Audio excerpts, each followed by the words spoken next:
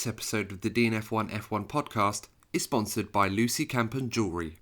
If you love handcrafted jewellery, or perhaps you're looking for a gift for a friend or a relative or a loved one maybe, or maybe just to treat yourself, there's a sale going on right now at Lucy Campen Jewellery that will cater to your needs and allow you to support a good cause in the process.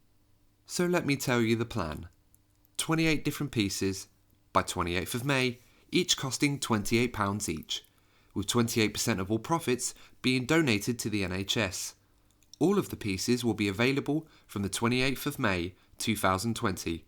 Keep your eyes peeled for your favourites. These are one-of-a-kind pieces. It's your chance to grab a totally unique piece of jewellery as a gift for yourself, a friend, or perhaps a special loved one in your life. All jewellery are handcrafted from recycled sterling silver and reclaimed gemstones. You'll be able to see the full variety of all jewellery on lucycampenjewellery.com. And remember, this offer is only available while stocks last, so don't delay. Head over to www.lucycampenjewellery to buy your piece of 28. You can also follow her on Instagram and Facebook to find more great offers and more great jewellery from Lucy Campen Jewellery.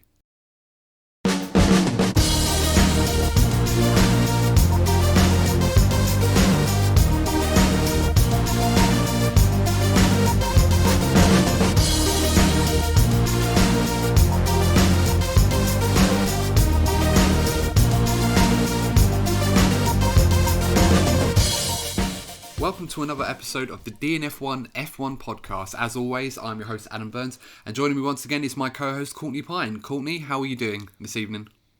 I'm doing great, mate. Probably the best I've been in a very long time. I don't know about you, but I'm feeling good about things right now. Yeah, I'll say I'm feeling pretty good things about the moment. Today for me, I went out and played golf earlier, so it was the first time I was able to sort of get out and do something that you can do that's recreational. And I'm not going to lie, it was a beautiful day for it and I really enjoyed it. How about you? I've done some farming. I moved some pigs around, so yeah, I could have had it much worse, to be honest. Particularly in the morning, it was quite productive, shall we say. So I'm happy. Oh, well, that's good then. It's always good to be productive, especially now at the moment. But yeah, I'm really enjoying these good positive vibes at the moment, feeling good and all that, so hopefully that can continue. So in this episode, it's going to be a little bit different to what we do in other episodes. We haven't really had one of these big debates regarding certain drivers or certain situations. I think it's something that I'd enjoy doing a bit more in future episodes. But given the current news surrounding Sebastian Vettel a couple of weeks ago, as we know from previous episodes and news that he is no longer going to be at Ferrari post-2020 when his current contract ends, and the decision of his next move, if there is going to be a next move, of course there may be the option he may retire, at this time is not known to us yet. And with all the rumours aside and speculation about where that may be, it's important to look back and reflect on his current time at Ferrari. And of course, let's not forget that he still has another year, so this may change. But ultimately, I think the question needs to be asked. And is the Vettel-Ferrari partnership, is that successful or was it not successful? Courtney, I understand you put out a Instagram poll for this, if you want to talk about that a little bit more. Yeah, I'd be more than happy to. So yeah, I put out a little poll last night, and I asked the very question Adam just asked, and that was, has Vettel been a success at Ferrari? And much to my interest, I must say, it was a 50-50 result. 50% of you feel that he has been successful, and 50% of you feel that he hasn't. So that's really interesting, because I'll be honest with you, I'm actually not surprised to see that argument is split right down the middle, or at least that opinion of our audience and followers have voted in that way, because you can look at it in different ways of what was successful about Ferrari's partnership with Vettel and also what was unsuccessful. I mean, ultimately, Courtney, I'm not sure if you're of the same opinion of me. Actually, I say that. I'm probably certain that you and I are of the same opinion that the Ferrari-Vettel partnership wasn't a success ultimately, and the simplest reason I can say that is because it never delivered a world championship. Well, yeah, and that's I got some feedback on the page actually. And someone said that to me, those exact words that when you race for a team like Ferrari, success is it's judged based on world championships. But my personal opinion on it, I must say that I'd say the most unfortunate thing about Vettel's time at Ferrari was timing, because there's a big elephant in the room when it comes to reflecting on Vettel's time at Ferrari, and that is Mercedes AMG Petronas, who have gone on to be one of the most successful teams in Formula One history. And to be honest, if you look at the beginning of his Ferrari career, he'd done a fantastic job getting results with that team he had no right to, because Mercedes were well and truly dominant at that time. Yeah, no, I absolutely agree with that. The well-oiled machine, if you like, of Mercedes Hamilton, that combination was so strong for so many years, and it still is to this day. Of course, with no Formula One at the moment, it's a bit hard to say how that will go this year, but since the turbo hybrid era, when Vettel had joined Ferrari in 2015, Mercedes have been on a completely different planet to everyone else in terms of their strength, their reliability, their trust, their knowledge, their expertise, their ability to recover from a seemingly difficult position where questions have to be asked of people. And every single time that's been occurring, or they've been under the cosh, they've been able to respond in the best way possible, so that any dip in form is temporary. Pardoning the pun. I feel that Mercedes, as a team, almost had a Saiyan-like approach to life. They'd get knocked down, but they'd come back stronger. Absolutely, I had to throw some Dragon Ball in for you, Adam. I know you're a fan. Oh yeah, Mercedes are no strangers to an old Zenkai boost every now and then, are they? It's almost like Krillin when he goes hacks. Like, I'm calling hacks on this one, and it literally is like that with Mercedes. But I think, coming back to Vettel, I mean, we're talking about a guy that, since he joined Ferrari in 2015, bear in mind this will be his sixth season when it does eventually get underway, and he's competed in 102 races, 14 victories, 54 podiums, impressively, 12 pole positions, and 15 fastest laps. On the cusp, it doesn't look like, or on the surface, I should say, it doesn't look like a bad record. But the one telling figure and statistic is 0 world championships. And that's the one that people will focus on the most, and rightly so. But to say that it's 100% Vettel bottling it, or not delivering expectations, or not being Schumacher 2.0 as Luca Di Montezemolo thought he would be, or the chosen one, if you like, it was so much more. It's not as cut and dry as that. It's not as black and white as saying Sebastian bottled it. There were so many things that really affected this relationship. And if anything, you could argue that it was doomed before Vettel had put on the red jacket or the red race suit. I mean, one example of this I think we should talk about were the issues and changes in senior management at Ferrari. And this is why I say that there's the potential that this dream died before it was even envisioned. And, it's no secret that back in 2014, obviously Ferrari were reeling from the lack of success in their 2014 car. Fernando Alonso It was an embarrassing season for them. Yeah, Fernando Alonso was, struggling, and he was not happy with the team. The car wasn't good. The relationship between Fernando Alonso and Luca Di Montezemolo in particular was strained at the best of times. And Fernando Alonso was very open in his criticism for the Ferrari car. I mean, Luca Di Montezemolo went out and said that Alonso was constantly complaining about the car and claiming that he would win on a more regular basis if he was in either a Red Bull or a Mercedes. And these kind of quotes and statements that Alonso was making was heavily demotivating and demoralising for Ferrari personnel who was working. Obviously, they were working very, very hard, but they weren't able to deliver the level of success that they had done in the Schumacher years, or even the Raikkonen and Massa years in 07 and 08. Since the 2009 season, Ferrari had never really recovered. Because there's been a common theme, hasn't there, since 2009. You had the Braun just came out of nowhere, done incredible things at the start of the season. Then you had the Red Bull, this new team came along and had the stats say it all, 4 World Championships back to back, and then another team, Mercedes, have just gone and done something similar, if not a lot more. So there's been a reoccurring problem for Ferrari in the last 10 years or so now. Well, I think the big thing that they were missing was the fact that they weren't really technically brave in terms of their development. Now, for those of you that aren't sure what I mean by that, I just want to reference something that I pulled out in an earlier episode that we were talking about when Courtney was talking about one of his favourite cars, the Braun 001. And this was in one of our favourite car episodes, Courtney, if you remember, that came out about a month ago. Of course I do. So if you haven't listened to that, check that out. It's a good one as well. It's a really good one. And the Braun 001, for example, was a car that in 2009 the regulations came out about using the kinetic energy recovery system.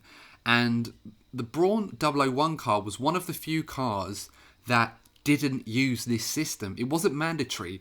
And instead of carrying that extra 30 kilogram weight, which gave them the benefit of 6 seconds energy boost if they wanted it, they foregone that and decided to apply ballast at the front end of the car, which obviously gave it more speed in the corners over the lap and more control under braking, which worked out to be more of a pace advantage than running around and carrying a 30 kilo battery that gave them a boost of around 80 brake horsepower for 6-7 seconds over the course of the lap. And Ferrari were one of the teams that didn't adopt this. They also didn't adopt the double diffuser system that Braun did so well. And it's sometimes this attitude that Ferrari had where they weren't willing to take the risks with technical development. They weren't willing to be brave with their design. And there was a heavy influence from senior management and political powers at Ferrari that put pressure on them to deliver, almost to the point where it kind of restricted their innovation. We've discussed this when it comes to Ferrari many times, where the politics are much more a thing of Ferrari compared to any other team. They are almost a national institution in Italy. The pressure on not only the drivers but the team and the management is massively intense compared to any other team in the sport, and it'll always be that way, and unless there's a culture change. And if you have a look at the Schumacher era, they had a team in place that seemed to be able to alleviate that pressure. They did, yeah. Yeah, and they got the right people in the right places to take the pressure off them and use that pressure into something positive. And as you know about them, geez, this is your favourite era of all time, so I don't need to give you the stats and stuff because, well, so. Well, this is the thing. I mean, senior management, as we mentioned before, is really important, especially at Ferrari, given the nature that they exist. They have that political environment which can influence what the team does, which is almost unheard of in Formula One, but it's completely unique to Ferrari because that's how they've always operated, whether they've been successful or not. I mean, the numbers will always suggest that Ferrari's way of working is the best because they've been the most successful, but then one could argue that, well, perhaps that's because they've been in it long enough where they've had more opportunity to win championships, whereas a team like Mercedes, by contrast, have not, or even Red Bull, and have had massive success when you think, relatively speaking, to how long they've been in the sport as a proportion. So, there is that element. I mean, Vettel himself was heavily endorsed by Michael Schumacher as to be the next young driver to join Ferrari and be successful. No pressure, Seb. Having arguably the best driver of all time endorse you. Exactly. No pressure. Exactly. So, and in 2014, when this was a reality, there was a performance clause in Vettel's contract with Red Bull, which made him available in 2014 because he wasn't performing well. So obviously if he wasn't in a position where he was competing for a championship, it allowed him to break away from his contract early, and Ferrari exploited this, which is why they swooped in for him to replace Alonso when their partnership abruptly ended when he signed for McLaren. And it was at a point where Luca Di Montezemolo completely lost all faith and that Alonso was the right man to take Ferrari forward. Of course, Alonso came very close in 2010 and 2012 in cars that shouldn't have been anywhere near the Drivers' Championship, and yet he almost won and probably should have in 2010. And I think Ferrari needed someone like Vettel at the time. It was the perfect signing to have. This guy was a 4-time world champion. Of course, it wasn't his best year in 2014. He wanted to seek a new adventure, a new challenge, and the dream of Ferrari that was sold to him under the former technical boss Marco Mattiacci, who had negotiated Vettel's contract. The dream between him, Mattiacci, and Luca Di Montezemolo would be similar partnership that John Todd, Ross Brawn, and Michael Schumacher had, which was so successful at Ferrari. However, the big problem is that even before Vettel had turned a wheel at Ferrari, things had changed in senior management. Mattiacci was released after 8 months at Ferrari. Luca Di Montezemolo was ousted out on a corporate level by Sergio Marchionne. And Sergio Marchionne had brought in Maurizio Ivabene, who had installed an environment where he would carry out all of Marchionne's instructions or tactics without any argument. It literally was an Emperor Darth Vader relationship, where he would literally issue out the orders from the top level, and Vader, or Arriva Bene if you like, would just carry out the orders without question and just do it, regardless of how it would affect others or even conflict in his own personal thoughts on the subject. I mean, Marchionne, a very shrewd businessman, very good at a corporate level, but in terms of running a Formula One team, evidence had shown that he was not the right man, and a strict atmosphere where you're not really promoting trust and responsibility in your team leaders and your personnel beneath you was never going to work. And it's something that Mercedes... But do you feel that his management style reflected the pressure on Ferrari at the time, considering the amount of time they'd gone without a proper success story? They hadn't won a drivers' championship since 2007, or a constructors' title since 2008. And I feel that the management and behaviour by Marchionne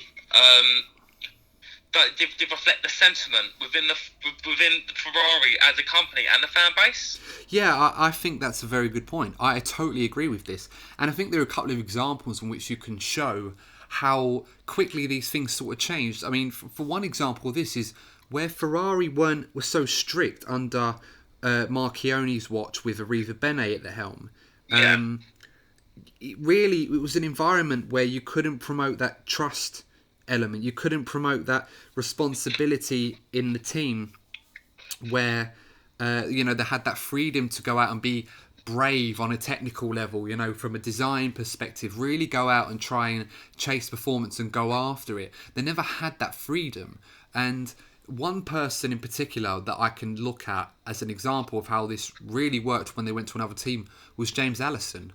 James Allison at Lotus, and he worked under Ferrari in the past as well. When he was at Lotus as the chief designer, did a fantastic job reinvigorating Lotus as one of the top teams in the field. Of course, Kimi Raikkonen famously won races in Australia and Abu Dhabi back in 2013 for Lotus. Well, do you feel that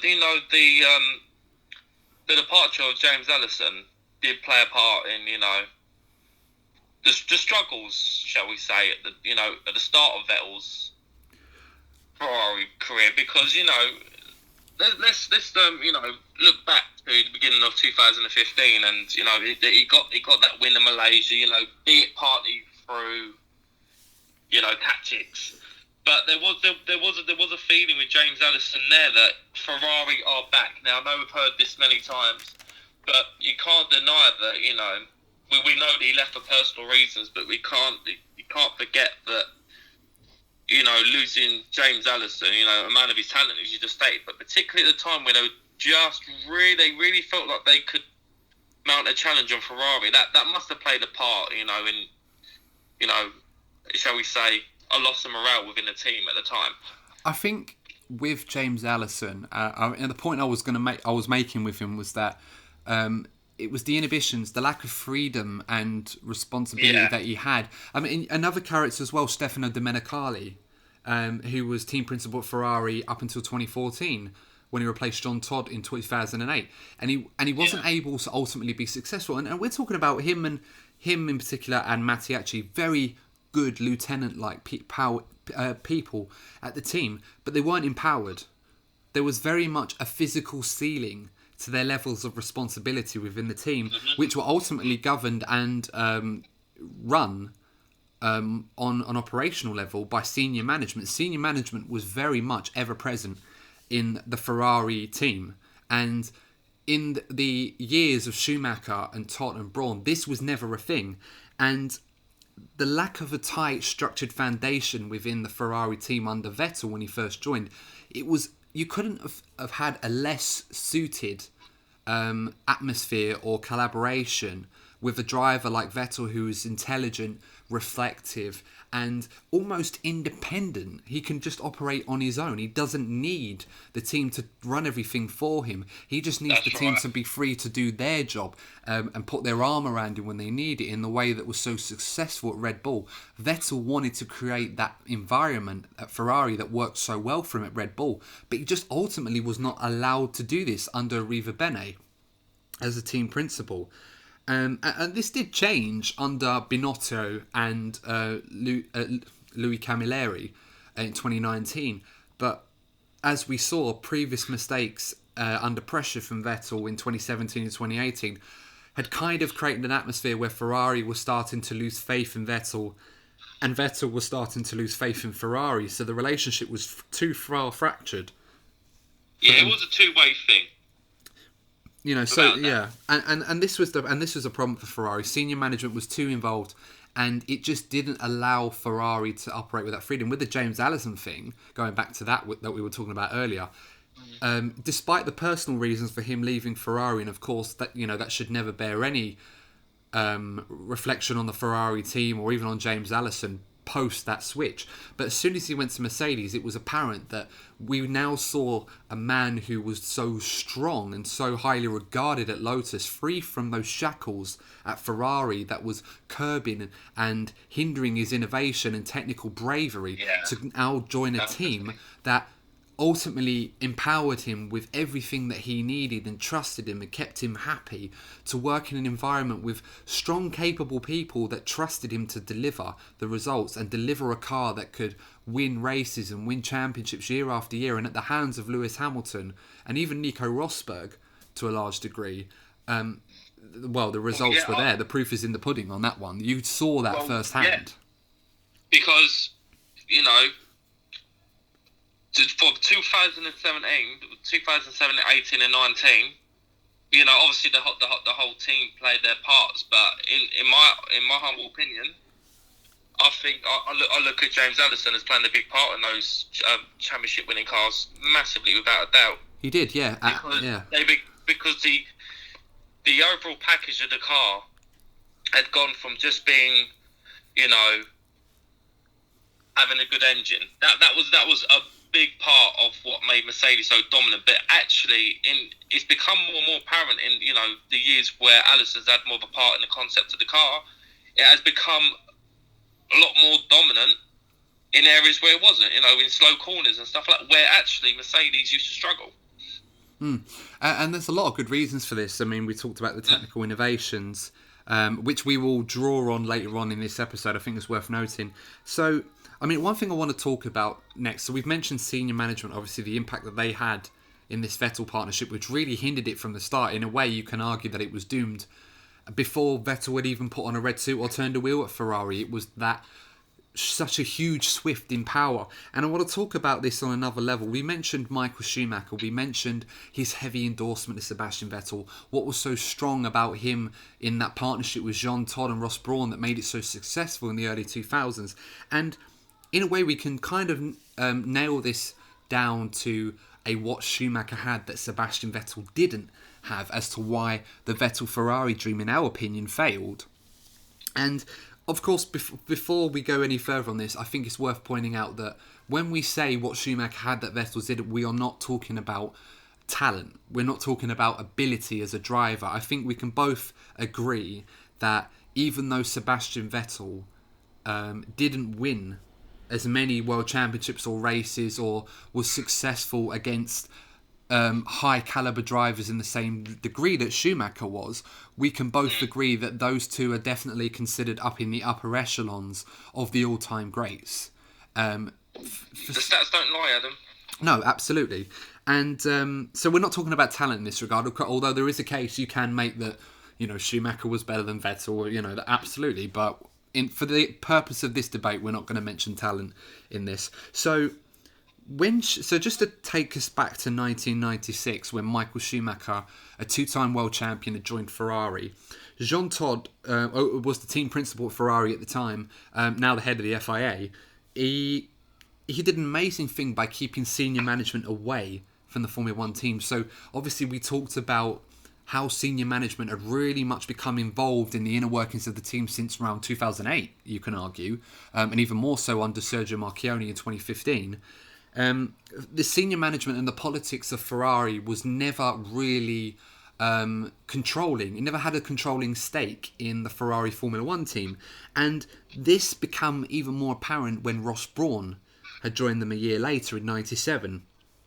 Him, Schumacher and Jean Todt had formed a pact, almost like a holy trinity of Ferrari, if you like. An alliance. Yeah, an alliance, yeah, absolutely. To protect one another from being picked off individually by the political powers at Ferrari. So Ferrari's always operated a culture where they've always looked at their failings and looked at where they've come unstuck or where they've underachieved and tried to put the blame in one specific area, or look at where their weak points are and rather try to address these areas with trust and nurture it and learn lessons so they can move forward. They've favoured more the option of put the head on the chopping block and then just swipe away and bring someone else in who can do a better job. Which you and I both know, Courtney, that even within our own capacity as fans, that's not really a tactic that inspires confidence and promotes innovation and freedom and responsibility. It's almost it's fear. It strikes fear. And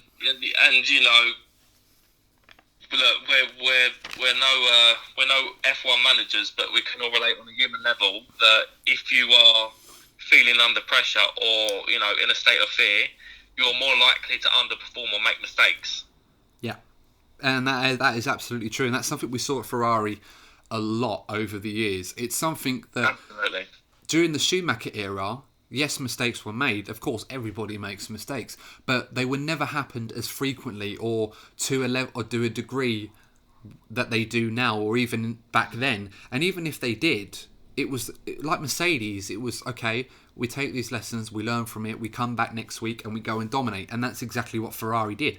There were very, very few occasions where they come up short, but whenever they did, it wasn't for very long, until the end of that partnership, of course. But going back to this alliance between Todt, Schumacher and Brawn, if corporate management had an issue with one of these guys, they had an issue with all of them.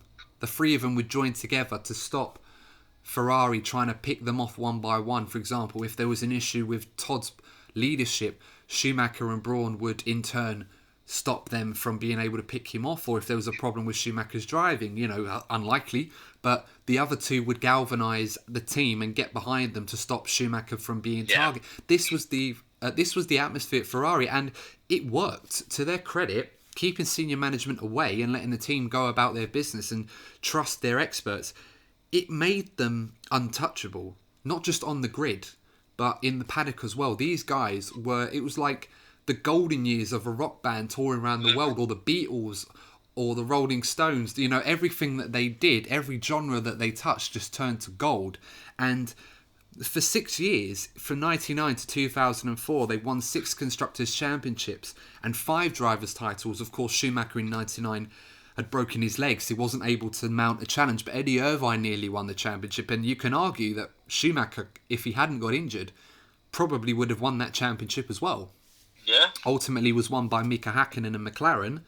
Very worthy champion in his own right, but that car was so good that, of course, in 2000, it was no surprise that Ferrari finally broke their duct of 21 years when Jody Scheckter had last won it in 79.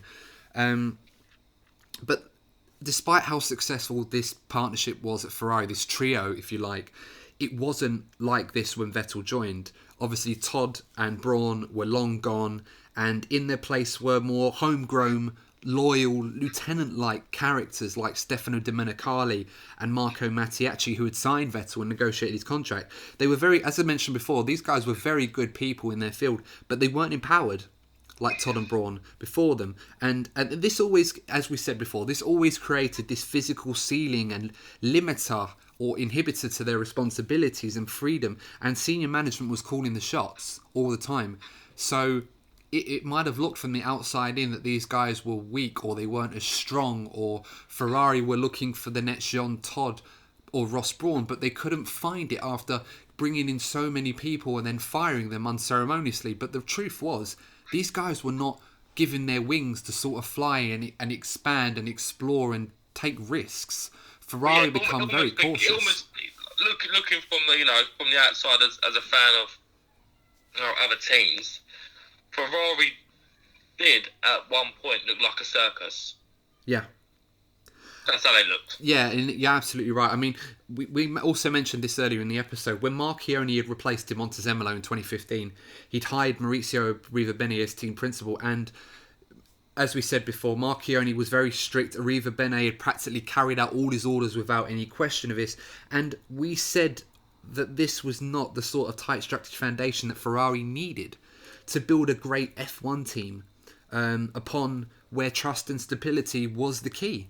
Ferrari were literally hiring and firing almost 12 months apart. If they were unsuccessful, they'd look at specific areas where they come unstuck. And rather than try and entrust and empower these experts, their personnel, to get it right and give them the time to really build up an F1 car over years, sometimes it can take a few years. Even during the Todd, Brawn, Schumacher years, it took Ferrari 4 years of that partnership before eventually they won a world championship.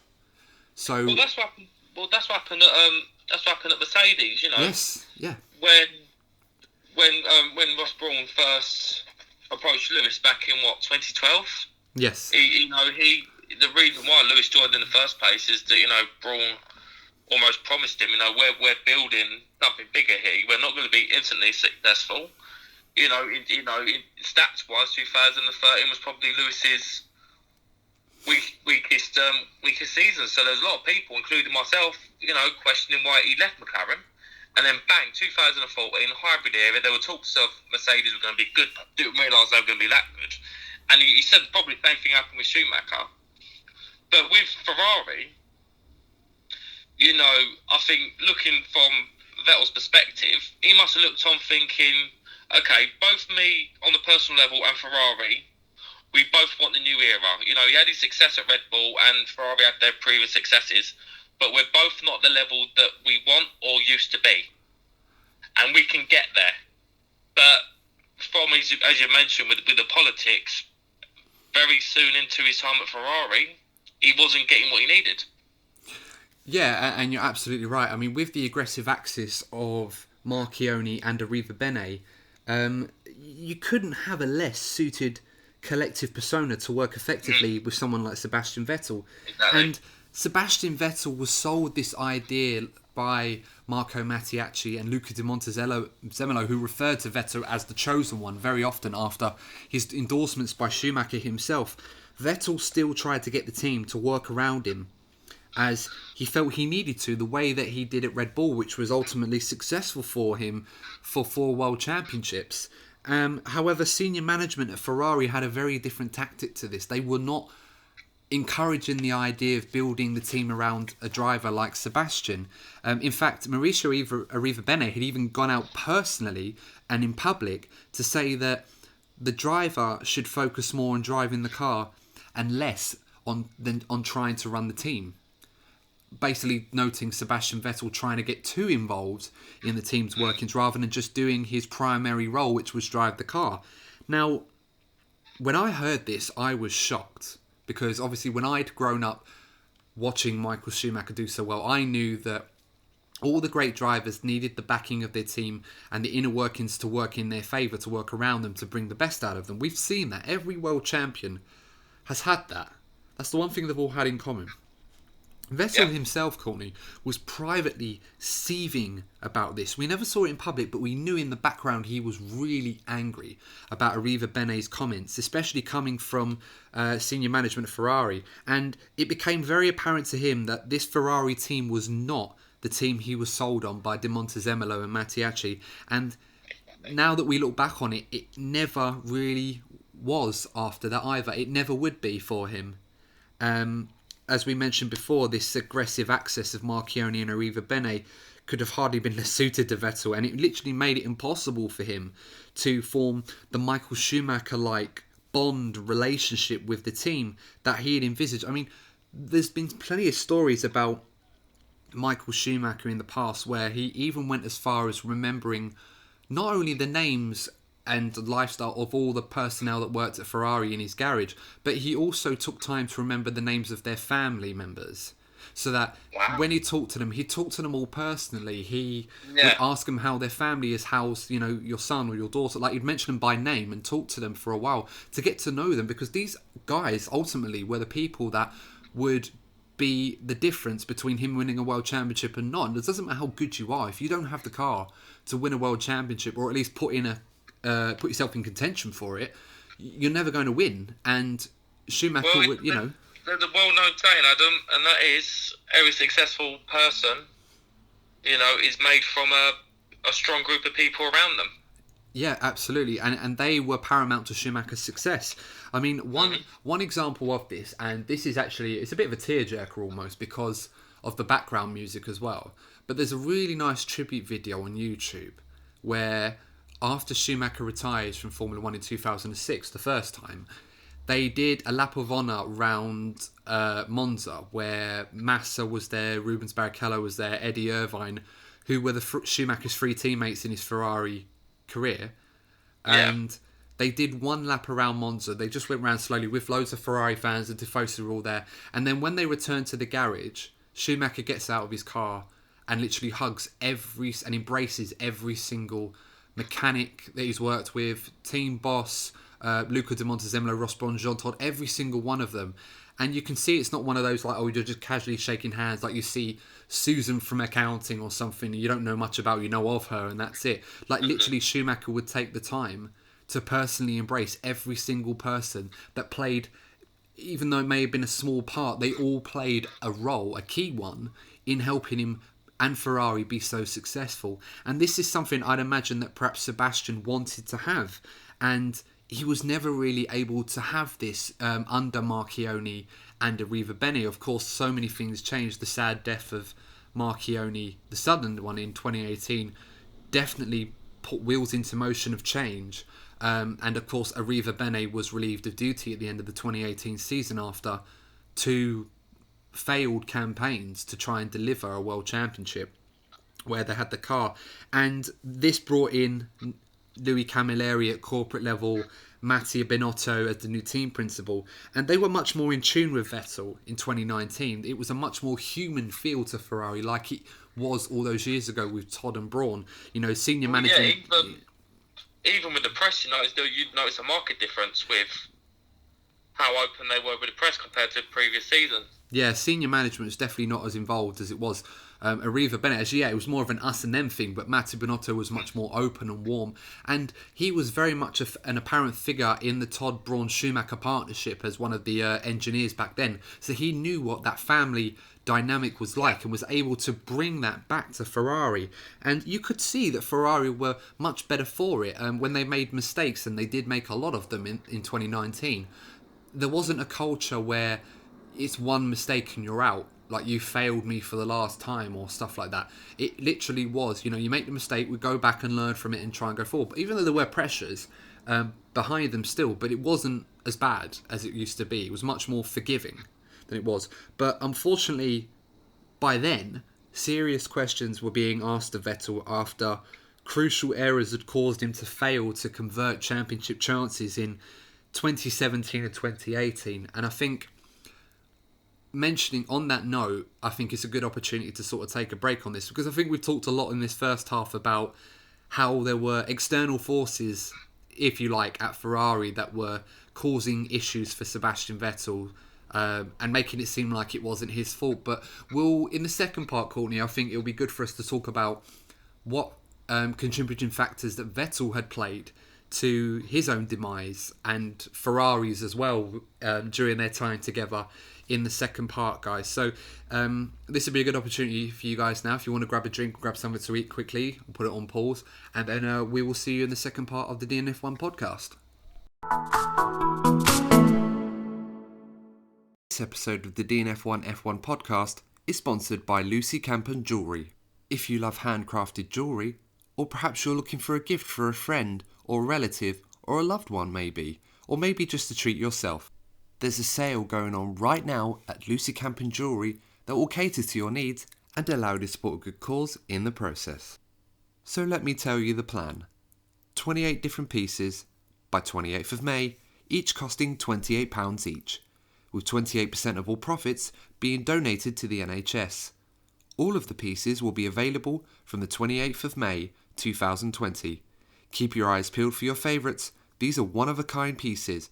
It's your chance to grab a totally unique piece of jewellery as a gift for yourself, a friend, or perhaps a special loved one in your life. All jewellery are handcrafted from recycled sterling silver and reclaimed gemstones. You'll be able to see the full variety of all jewellery on lucycampenjewellery.com. And remember, this offer is only available while stocks last, so don't delay. Head over to www.lucycampenjewellery to buy your piece of 28. You can also follow her on Instagram and Facebook to find more great offers and more great jewellery from Lucy Campen Jewellery. So hello and welcome back to the second part of the DNF1 F1 podcast. So in the first part we were talking about how Sebastian Vettel's Ferrari dream kind of failed owing to external influences, if you like, through senior management at Ferrari really having more of a controlling stake in the team, which really created a negative working environment and atmosphere at Ferrari that didn't really allow them to collaborate with Vettel and create this formidable partnership that Schumacher had enjoyed in the Todd Braun era, which made them so successful, I should say, between 2000 and 2004. So, obviously not to come across as if we're just completely blaming the management, we should also look at other factors that really caused this dream to really not come to fruition. And I think one of the biggest ones that we've yet to mention is Vettel having suffering from the fact that he was cracking and suffering under pressure. So, despite Alonso's time at Ferrari ending in disappointment back in 2014, with the car as well, Ferrari had a growing technical core within the team. And the team, we saw that there were personnel there that was still able to build a great car. I mean, we talked about characters like James Allison, for example, that was heavily involved at Ferrari during the latter end of Alonso's time at Ferrari, and obviously setting the trends on what Ferrari was going to be doing in the coming years. And we saw the cars were steadily getting better. Whilst the 2015 car got the odd win, it couldn't really challenge Mercedes for a championship. It was way too early. But they were getting braver with their technical development. We saw that Vettel himself picking up a couple of wins in Hungary, in Singapore, and of course his first win for Ferrari Malaysia, arguably one of his best drives for the Scuderia. And it was only until 2017 when they had the big rules change where we started to see the first real aggressive conception of a Ferrari car. The 2017 model, the SF70H, it was a highly influential design, and it pioneered the famous side pod designs that worked for Ferrari so well and so many teams copied. Even Mercedes have only now added this to their 2020 car. It was that good, this technical innovation. And it proved once and for all that Ferrari, after so many years of doubt and restrictions and trying to build a car with the shackles or the handbrake on, pun intended, they finally were given the technical freedom to build and develop a car that could win a world championship, or at least compete for a world championship. If I remember rightly, my general perception of 2017 Ferrari was it was a great race car, but it wasn't so good in qualifying spec. Yes, and I'm glad you mentioned that, because the 2017 car ultimately lost out to Mercedes because of the lack of qualifying modes. It was a season where a lot of people expected, under the new regulations, that the cars were going to be a lot faster. They were much faster in the corners. Aerodynamically, they were more efficient in terms of their pace. But unfortunately, because of that, it created more drag. It created more resistance, air resistance. It was more susceptible to turbulence when following other cars in their wakes. And as a result, you weren't able to follow cars very closely. This was always one of the big setbacks that people had anticipated with these cars and ultimately ended up suffering from. But qualifying pace was key, and Ferrari didn't really have the qualifying engine modes that Mercedes had. And it would take Ferrari until 2018 to achieve that. And the problem for Sebastian Vettel, that despite having a car that could compete for a world championship, there was this ever-growing pressure from the previous seasons and the environment that he was working in that he allowed to creep into his driving. He was fighting a volatile, trustless environment at Ferrari between himself and senior management. And they were up against the well-oiled machine that was happy in trusting Lewis Hamilton and Mercedes combination.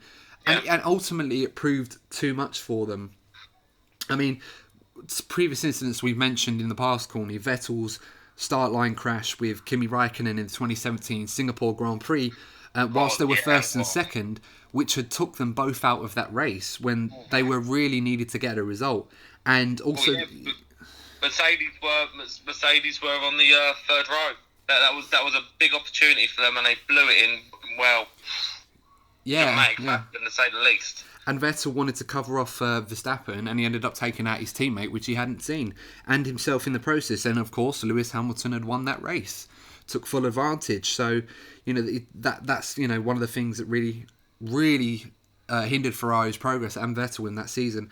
And also, the incident that I remember was where you could really see Vettel's frustration and really bulking under pressure was when he deliberately drove or banged wheels with Lewis Hamilton in Baku after a perceived trick from Hamilton, from Vettel's perspective, under the safety car.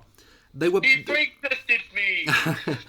Well, exactly, yeah, he thought that. Obviously, it was proven that didn't happen. The aerodynamics were just so strong that it caused Lewis to slow down so much when he was off throttle. That was, the drag coefficient really playing havoc, and it caught Vettel out, and his frustration and red mist, if you like, crept into him and acted in a manner that in some cases would have had him ejected from the race. Of course, he got a 10-second stop-go penalty, which was the equivalent of 30 seconds. But given the way the race panned out, it cost him a race victory because of, obviously, Lewis Hamilton having to pit because his headrest came loose. What win race? Benefit hindsight is 2020 in this one, but obviously Vettel would have felt a bit silly after that. But those two incidents in particular, that aggression, that red mist, that callousness in his driving, where he just makes mistakes by not thinking clearly or having that focused mind that you need in a Formula 1 car to be successful. Those were emblematic of this problem that Vettel had, of bulking under the pressure. And well, I mean, you can even look back to 2016. We mentioned it in a previous episode. That old tirade he went through during Mexico. Gosh. Oh, well, yeah. For those of you that don't remember, this was the race where Sebastian Vettel was battling with Max Verstappen for a podium, and the old fabled Verstappen rule was still in place. And the Verstappen rule, to cut a long story short, was to prevent cars from moving under braking to defend a position. And by that we mean if you're trying to defend a position on the inside and the car's trying to overtake you on the outside, you move across at the last second on the outside under braking to stop the car from going ahead of you. And now, obviously, the danger with this is that it relies heavily on the car behind you to react fast enough to brake and avoid a crash. It's dangerous driving. And the reason it was called the Verstappen rule is because this used to be a defensive tactic that Max Verstappen adopted quite often to Kimi Raikkonen. And fortunately resulted in no crashes because Raikkonen was very quick to respond. But a lot of drivers complained, and the same thing happened with Vettel when he tried to overtake Max. Max had cut the first corner to defend the position, didn't give the position to Vettel, backed him into Ricciardo, Verstappen's teammate, and whilst trying to defend against Ricciardo, Vettel had moved over slightly under braking and was deemed to have been given a penalty, which robbed him of a podium finish despite Verstappen having a penalty himself. So the reaction of Vettel was obviously he was going completely irate, was shouting and swearing all over the radio. Words and gestures. Yeah, we won't replay the message. We won't mess with it. But obscene gestures, even to the late Charlie Whiting, at the time. He was that mad to the point where Maurizio Arriva-Bene had to get on the radio to calm Vettel down just to bring the car home. Of course, Ferrari appealed, but obviously to no avail. It was moments like this in Vettel's time at Ferrari that really affected his driving and definitely contributed to the lack of success Ferrari had in trying to convert a world championship under Sebastian Vettel. And this was ever more apparent in 2018. Where Ferrari had a car in 2017 that could have won a world championship, the SF71H should have won a world championship. I think you probably would agree with me on that one, Courtney, that 2018 car, Ferrari, under Vettel, should have won a world championship. Well, it was the closest they got to winning the championship, that's for certain. But,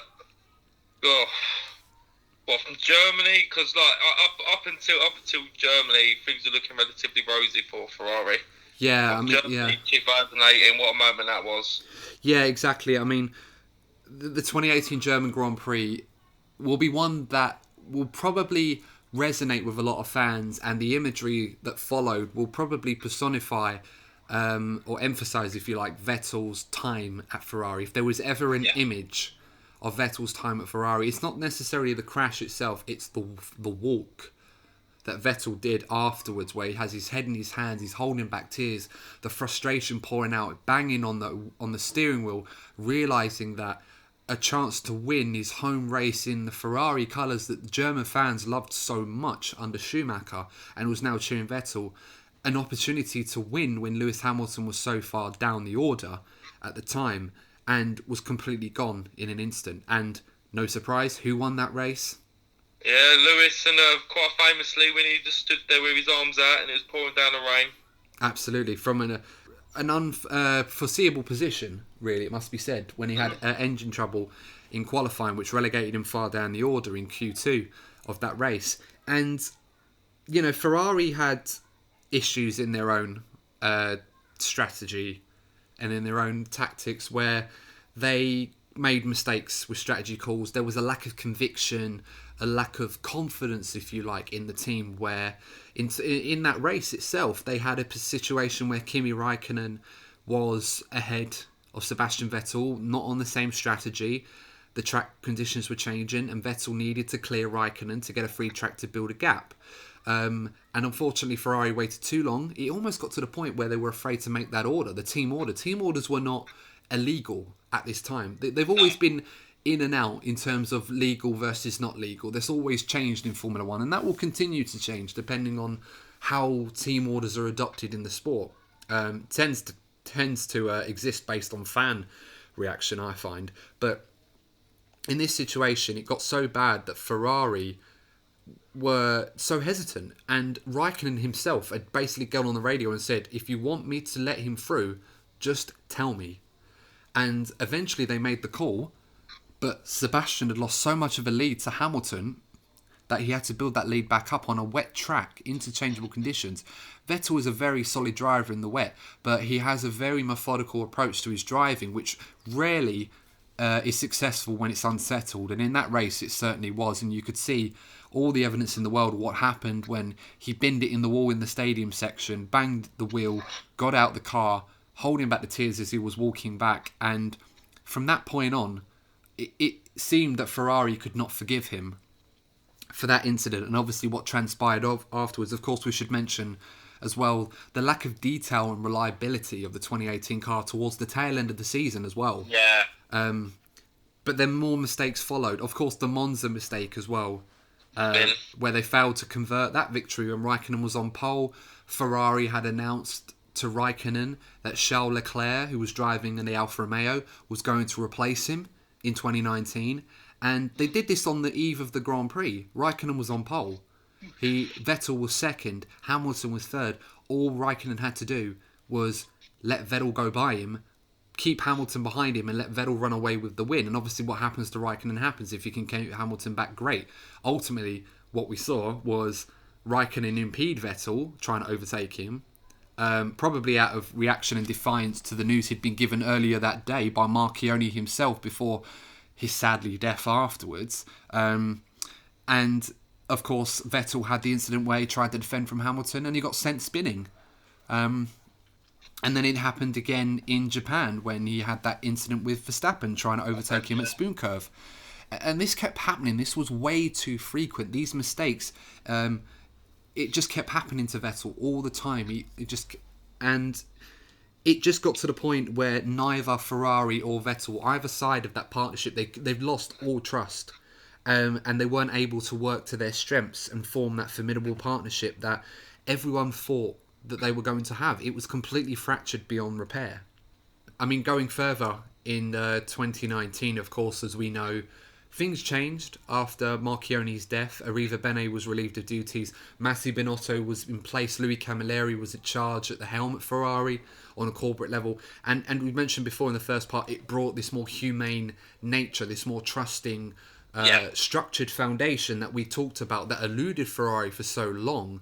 And was probably one of the primary causes of them not being successful. But by then, all trust had been lost in Sebastian Vettel. The car wasn't good either. It must be said, the 29 car underwhelmed, especially when it looked so strong in the first week of pre-season testing. People thought it was the class of the field, and of course Mercedes went and dominated that championship. Ferrari had its moments. Even Vettel had his moments, of course, in Singapore 2019. And towards the tail end of the season, of course, that very famous race in Canada, that arguably the penalty was harsh, I felt, on Vettel, but it cost him another win. A mistake cost him another win. But then even that race was an example of him buckling a little bit under pressure. Exactly, yeah. As we said, and I've already said, the penalty was harsh, in my opinion. I've seen drivers get less for more than that. But at the same time, you're absolutely right, Courtney. If Vettel had not buckled and made one mistake, and it was a small mistake, but huge ramifications nonetheless, it cost him a victory because he had Lewis Hamilton covered off until then. And Lewis could not fight him towards the end of the race and beat him on track as much as Lewis would have wanted to, because that's the kind of driver Lewis is. Yeah, he didn't have the straight line speed. Exactly, and Vettel could have won that race, but ultimately he didn't. And it's those moments where he cracked under pressure. We never saw that at Red Bull. Yes, he made mistakes. He had incidents with Mark Webber, particularly Turkey, when the two of them came together. Turkey... Jensen Button at the bar. Exactly, yeah.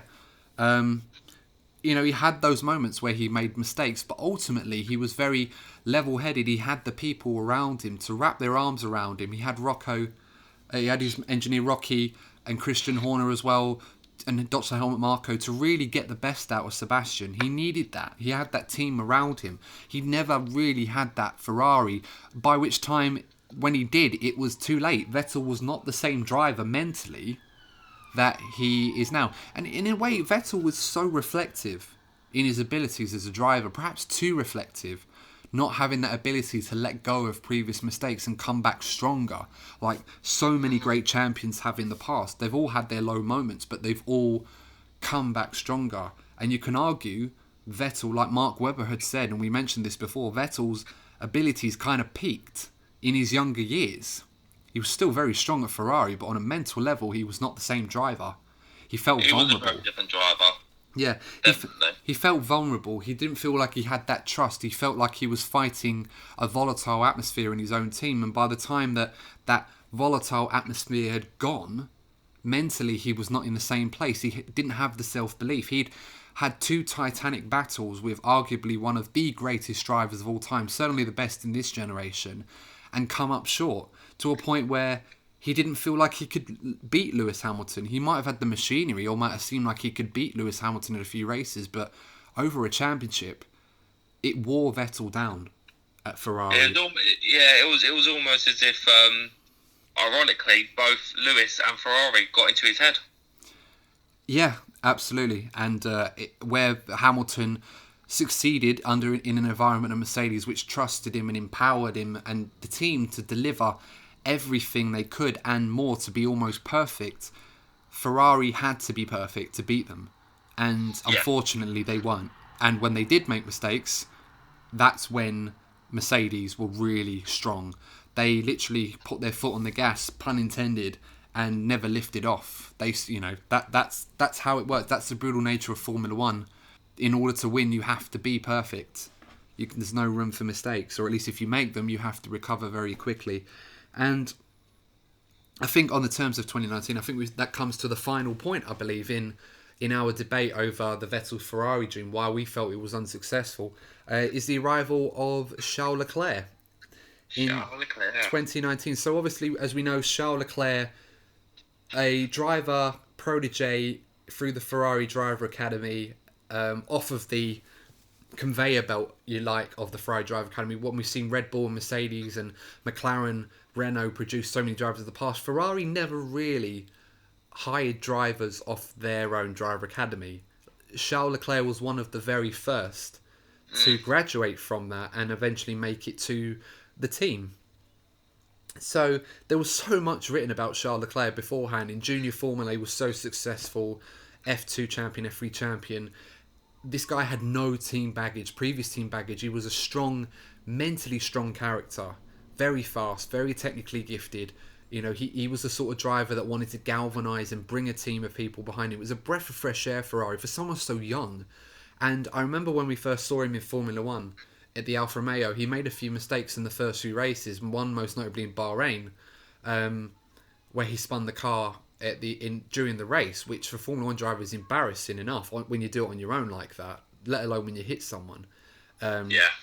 And he recovered from that. He was very self-critical in his mistakes, but he learned those lessons. He got the people around him to really help him extract the most he could from the car he had. And over time, his performances had been so successful, Ferrari couldn't ignore him. That's why they signed him to start his second season at Ferrari, to the position he's in now. And he took no time in wrestling away that number one status from Sebastian Vettel. Not at all, mate.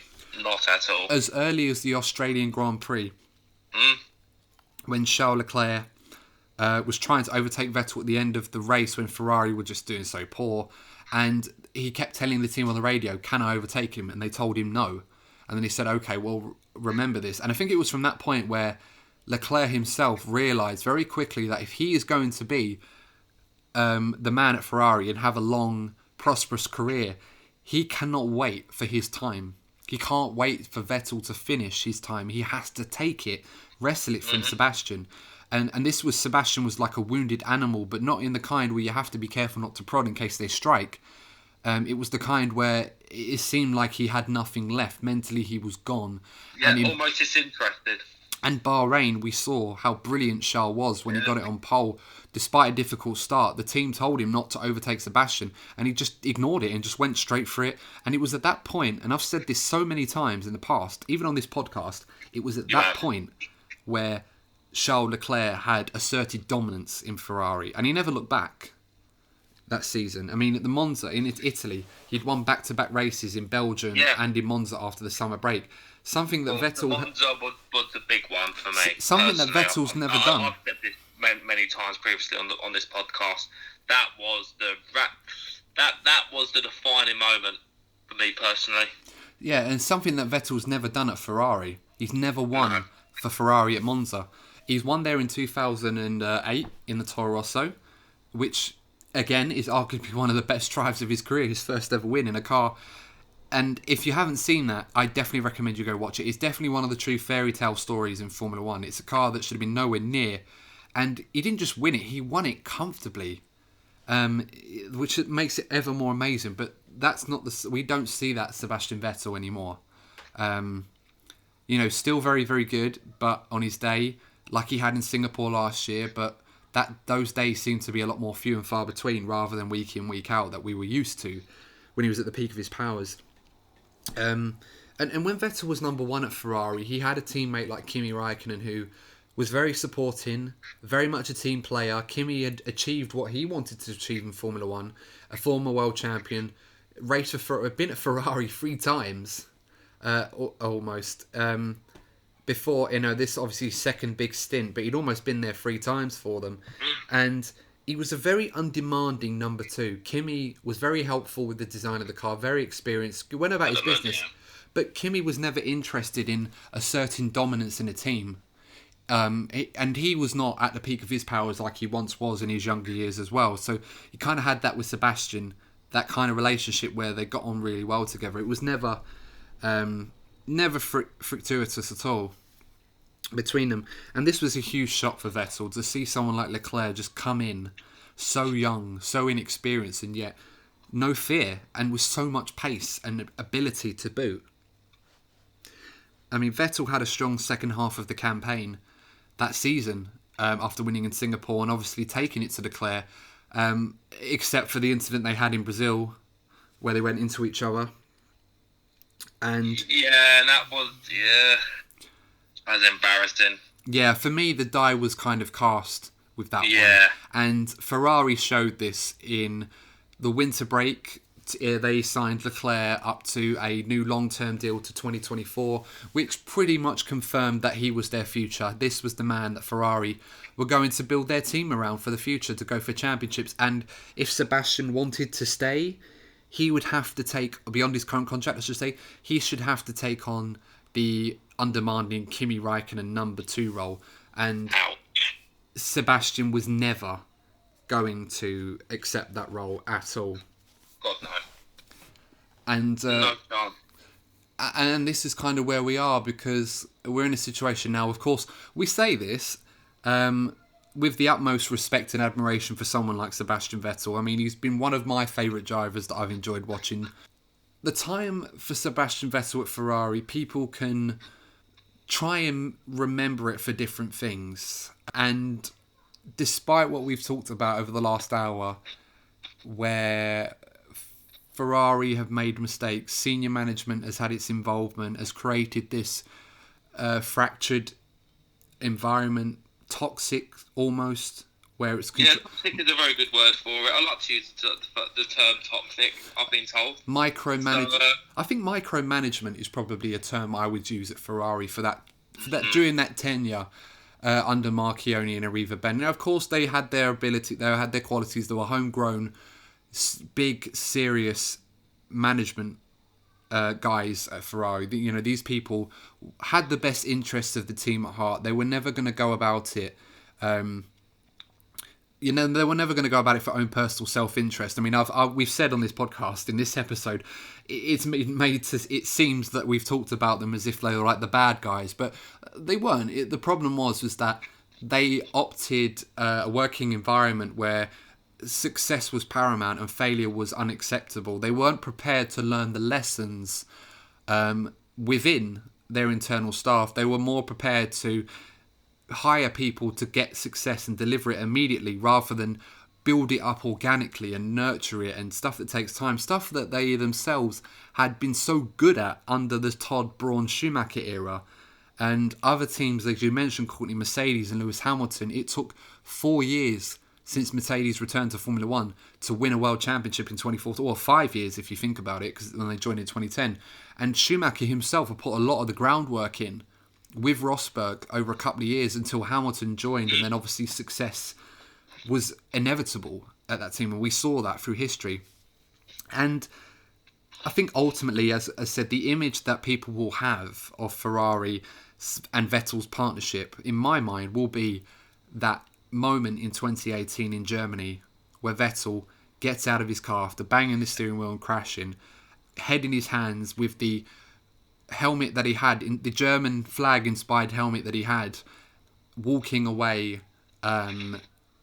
upset, holding back the tears, frustration. And you could see Ferrari from that moment had lost patience and could not forgive Sebastian for that mistake and mistakes that followed. That, this was a time where it seemed that they were going to finally break their duck after an 11-year wait for a drivers' championship. They were going to finally do it, and ultimately came up short again in a car that should have won a championship. If not 17, definitely 18. And that's kind of where we're in this position. We say this, of course, we say this now, and then Vettel could very easily win the world championship this season. I mean, imagine the headline, like, literally, that's it, credibility gone. And we'll give up. We'll just do something new, Adam. Yeah, that's it. I mean, football has enough podcasts, doesn't it? We'll have to try and find something a different kind of niche that we could exploit into. But I say this as a Ferrari fan, and there's nothing more that I would want than Sebastian Vettel to have one more season at Ferrari this season and win the World Championship, because I feel like it's something that I've never known someone to really be as passionate and care so much about winning something. Despite the fact that he's already won 4, I know he would trade all 4 of those World Championships to have one at Ferrari.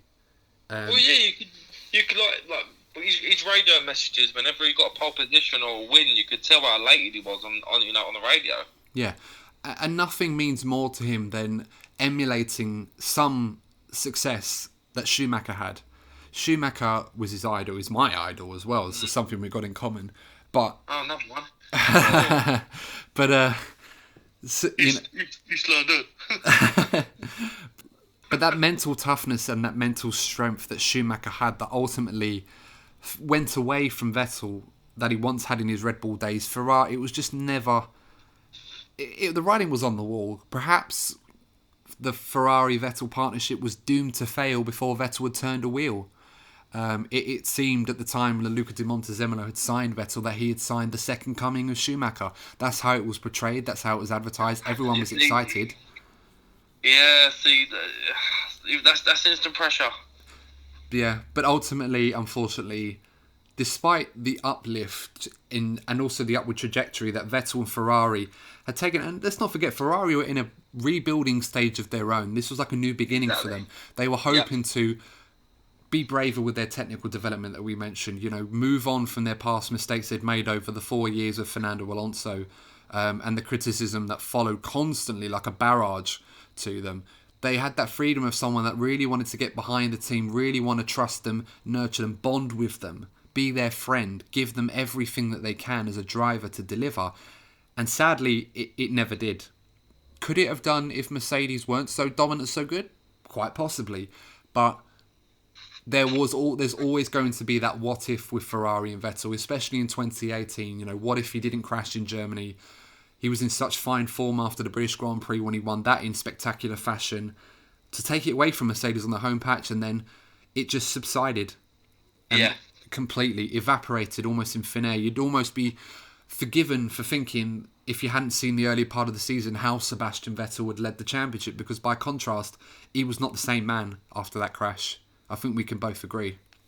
Yeah, it was almost as if he had got, I must sound a bit extreme here, but in F1 terms, it was like he had a mental breakdown after that. Yeah, the man that stepped out and walked away from that Ferrari, from that crash, was not the same man that got back in for the Grand Prix that followed.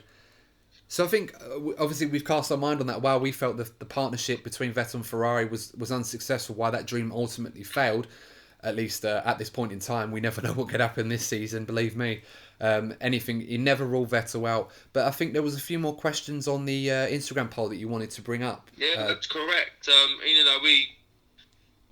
went on Instagram, put up a poll, and asked people, come the 2020 season, who would they have lead the team? If the team are in a position to win a championship, given Leclerc's ability, he's still yet to have real championship challenging experience, unlike Vettel. So that's why I asked the question: who would they prefer in a scenario in which they're leading the championship? And again, quite interestingly, 50-50, right through the middle.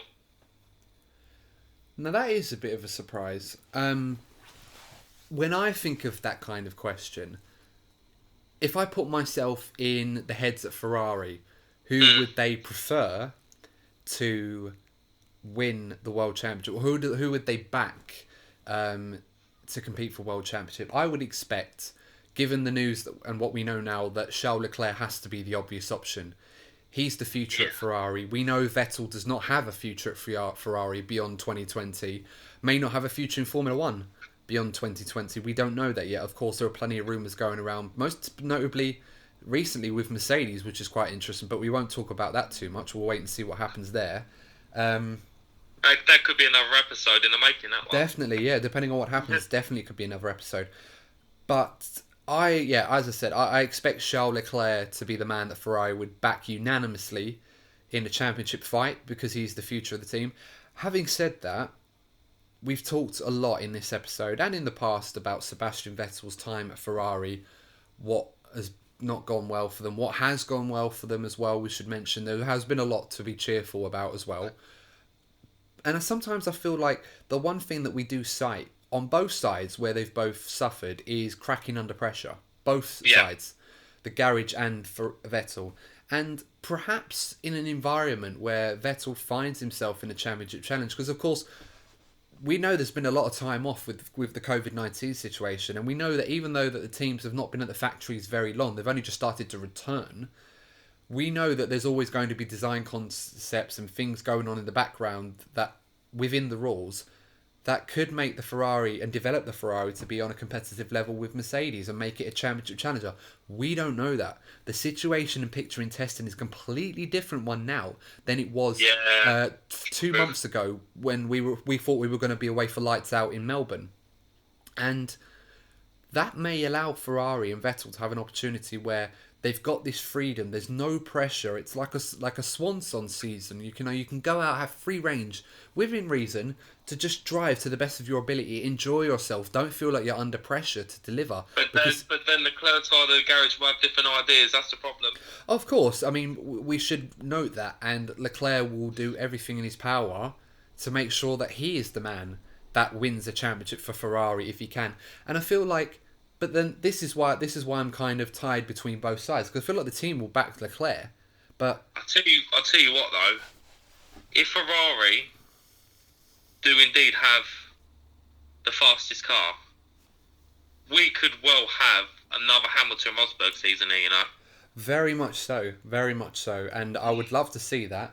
But as I said before, the pressure that Vettel and Ferrari have been under, when you take that pressure away, when there's nothing to lose, you may find Sebastian Vettel of old, or at least the 2015 Sebastian Vettel, come back to Ferrari, or the first half of the 2018 season, that Vettel come back and win almost an unprecedented 5th World Championship, which would be lovely to see. And I would not rule it out, but I think the smart money has to be Ferrari to back Leclerc, in my opinion. You'd think so? Yeah. So I think you had one more question, Courtney. One more poll that you did. I think it's an appropriate time to ask it. It wasn't a completely serious question, but we touched on something in a previous episode. You know, particularly talking about older and younger fan bases. Opinion on Sebastian Vettel. So I've noticed that particularly younger people seem to have a slightly different opinion on Vettel compared to older fans. So it led me to ask this, and I asked, what comes to mind first when you think of Sebastian Vettel? Do you see him as an F1 legend, or do you see him as an F1 meme? Now, much to my relief, 85% said that they see him as an F1 legend, and then 15% said he's an F1 meme. So I took a sigh of relief when I saw the results of that one. So I'm actually glad that the poll came out quite, not unanimously, but quite heavily towards the F1 legend side, because I think we both know that Sebastian Vettel's record precedes, and his reputation precedes him as a driver. And no matter what people will say about him and his time at Ferrari, and what we've said about him at his time at Ferrari and how we've weighed this up, ultimately is unsuccessful when you think that it hasn't delivered a world championship, at least that we know of. If you play this podcast a year from now, guys, for Sebastian Vettel may have won the world championship for Ferrari. We don't know at this point in time. But I'm glad, because we should put a lot of respect on a career of a driver that came into the sport very young, was very impressive in his junior career. We saw that. And there are only... let's look at the stats. Sebastian Vettel's career. He's got 54 Grand Prix wins. Only Lewis Hamilton and Michael Schumacher have more than him. In terms of qualifying, only Hamilton, Senna and Schumacher have a better qualifying record than Sebastian Vettel. There aren't many drivers that have more fastest laps than Sebastian. His podiums record is impressive. Even at Ferrari, his podium record is very impressive. And I said on a previous podcast episode that if you look at the Ferrari drivers throughout its entire history and you look at where Sebastian Vettel stacks amongst them, he would, in my mind, be very high on that list. He wouldn't be a Schumacher or a Lauda, if you like, but he would certainly belong with the upper echelons of that group.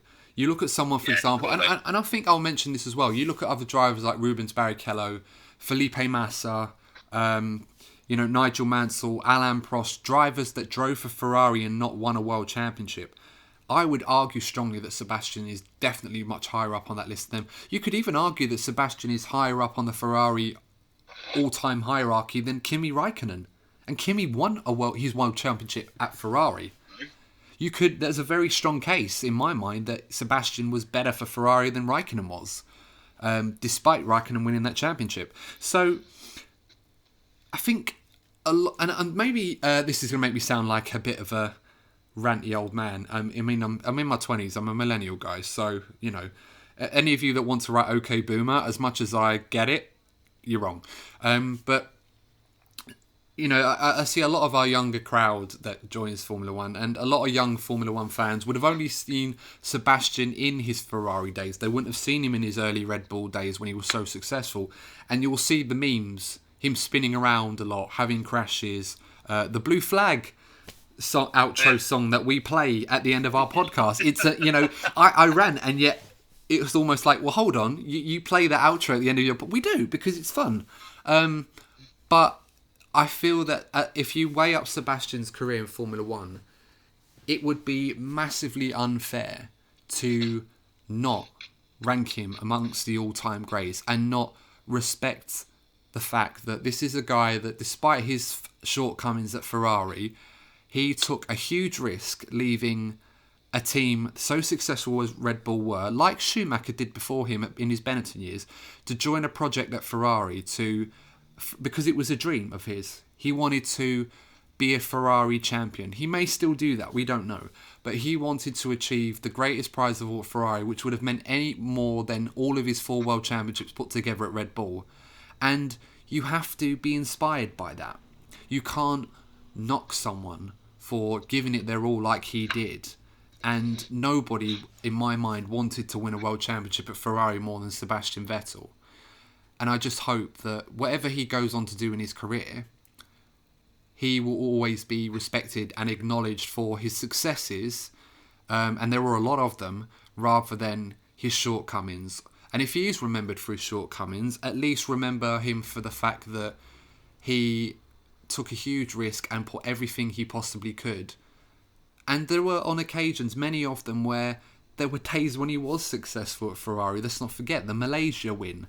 The Singapore win, this last win at Ferrari, the ecstasy and the emotion that he showed, how the team were galvanised behind him. He helped to rebuild Ferrari to being a championship contender. They were nowhere before. As great as Alonso was, there were a lot of problems at Ferrari that Alonso, in a way, did not help it didn't help that situation, as brilliant as a driver as he was. But Sebastian did lift that team up again. He brought them up in the same way Schumacher did. So there are a lot of good things to remember about his time at Ferrari, not just the shortcomings. And I hope that whenever his career is done, that's how people remember him. They'll remember the good times, not just him spinning around every time a crosswind come his way or he tagged someone.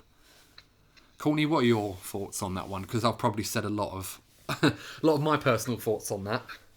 Yeah, like when I look at Sebastian Vettel, you can't argue with the stats. You mentioned it yourself. I always had the belief, as a Lewis Hamilton fan, obviously, I always had the belief that Lewis is overall a better driver. I like to, look at the stats and it shows as such. But you can't hide from the fact that he has achieved a lot in the sport. But yeah, no doubt, there's been a massive downfall in form, no doubt. But at the end of the day, these guys are legends of the sport, but they are human beings at the end of the day, and external effects can change you as a person, and it's a shame what's happened to him, but it's not an easy place to be, Ferrari. You might be given a car that's up there or challenging for championships, but God, the amount of pressure that's on you if you do something, if you are to challenge for a championship for Ferrari, it takes a very strong man to do it. What Schumacher did was spectacular, and he even been compared to Schumacher, that alone is pressure. And I just feel that a combination of events and racing against a supreme combination of Mercedes and Lewis just got the better of him. And slowly but surely, he's had a decline, has lost interest. So, yeah, that's my general opinion. And this is something that we have to remember when we talk about Sebastian Vettel, is the comparisons to Michael Schumacher. The fact that he had to compete against Mercedes and Lewis Hamilton at the peak of their powers. It's almost an insurmountable deficit to overcome. It's almost like, as we said, he had to be perfect. And when he wasn't, that's when he was punished and Lewis Hamilton got the better of him. And because of those comparisons that with Vettel, that alone should be enough to make you realise the kind of driver we're talking about. In years to come, when people look back on someone like Vettel, that's the sort of driver that we're talking about. I mean, I'm going to say it now, unpopular opinion, despite the fact that many people consider him to be a better driver, in terms of the all-time greats, Vettel should be considered higher than Fernando Alonso. And the one reason I can say for that, even though, as I said, Fernando was considered to be a better driver than Vettel, we've already mentioned on this episode that you need to be more than just be a good driver. Yeah, you need to be a team player. Exactly. And one thing I can say about Fernando, and we've seen evidence in every single team that Fernando Alonso has been at, that is one trait he's never had. He's never had the ability to build the team up when things have been difficult.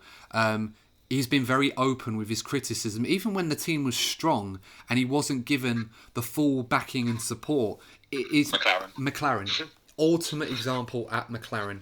That battle he had with Lewis Hamilton, where, yes, granted, Ron Dennis may have promised Fernando the world at McLaren and didn't foresee Lewis Hamilton to rise so quickly in his rookie season. But the way that ended, the way his Ferrari tenure ended, you could see that this was a man who demanded a lot, and if you didn't give it to him, it was never going to last. It was always going to end abruptly and in the worst way. And in Sebastian, you never got that. You always had the intelligence, the independence, the reflectiveness, the gentleman with that. The respect, the one that would support you. And there's a lot that needs to be said for that. But speaking of stuff that we said a lot, I think we have said quite a lot on this one. So I think we'll cut this one to an end, guys. So I hope you enjoyed that. I certainly did. I think there's always a good debate to have. And who knows how this season is going to pan out. We may be talking about this and Sebastian goes on and wins his final World Championship. He finally does it for Ferrari. We're not far away, if things go to plan, we're pretty much a month away from Austria, folks. Not far away indeed. But on that note and on that bombshell, it's just opportunity to say thank you very much for listening on this podcast. Let us know in the comments what you guys think as well, of course, on YouTube. Let us know what you think. Do you think Sebastian Vettel's time at Ferrari has been unsuccessful? And if so, why do you think that is? Or if there's anything that we haven't mentioned. So all that's left to say is, guys, is thank you for joining us. Thank you, Courtney, once again for co-hosting with me on this podcast. And as always, always contributing a lot to these debates with me. And I've been Adam Burns as well. And we will see you on the next DNF1 F1 podcast. See you soon.